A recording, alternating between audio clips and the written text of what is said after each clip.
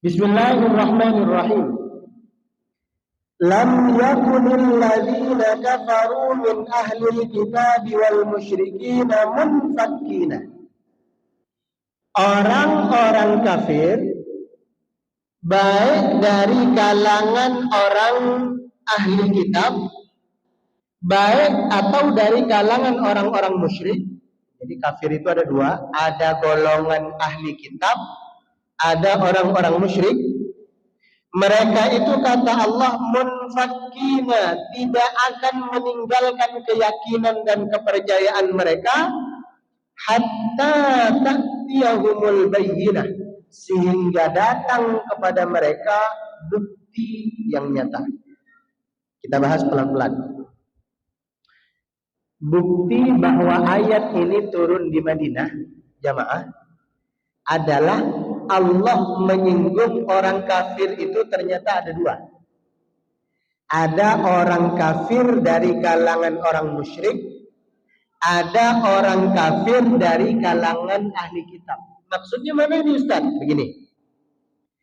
Kalau ada orang kafir dari golongan orang-orang musyrik, yang dimaksud adalah orang kafir yang mereka melakukan kekafiran karena mereka tidak pernah membaca kitab yang turun sebelum Quran.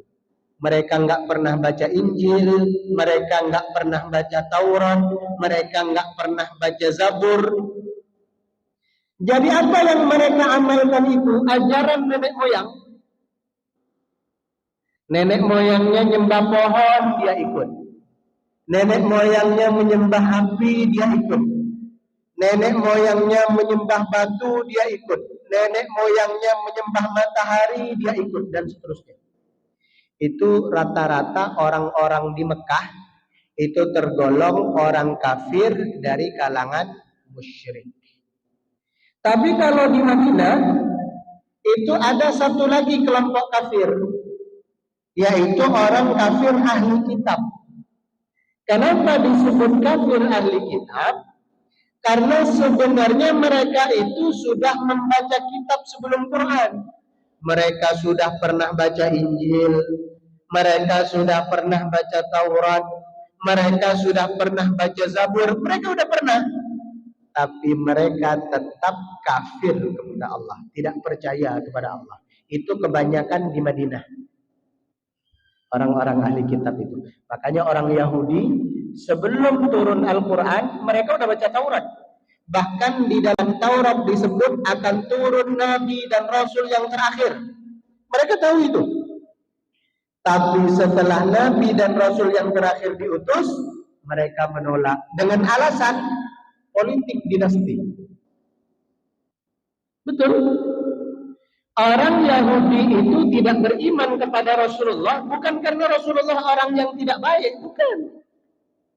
Orang beriman maupun orang kafir percaya Rasulullah itu orang baik. Gak ada yang mengingkari itu. Abu Lahab aja percaya kok kalau Rasulullah orang baik. Kenapa orang Yahudi tidak mau beriman kepada Rasulullah? Karena sebabnya Rasulullah itu bukan dari garis keturunan mereka. Kan bahasa kerennya politik dinasti. Karena mereka menganggap Nabi dan Rasul terakhir itu pasti dari orang Bani Israel.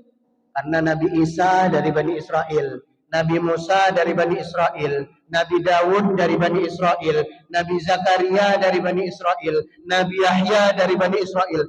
Hampir semua Nabi dan Rasul itu dari Bani Israel. Makanya mereka menganggap, oh ini Rasul yang terakhir nih pasti dari kalangan kita nih. Pasti dari kita nih salah satu yang diangkat ini. Ternyata bukan Bani Israel. Disitulah mereka menolak. Rupanya politik dinasti itu sudah dari dulu. Politik dinasti itu sudah, saya nggak menyerempet kemana-mana loh ya.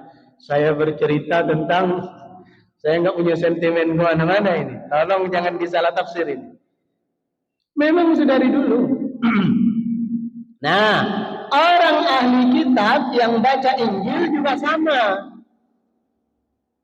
Mereka mengaku beriman kepada Nabi Isa, padahal Nabi Isa itu adalah Qala inni abdullah, aku ini adalah hamba Allah.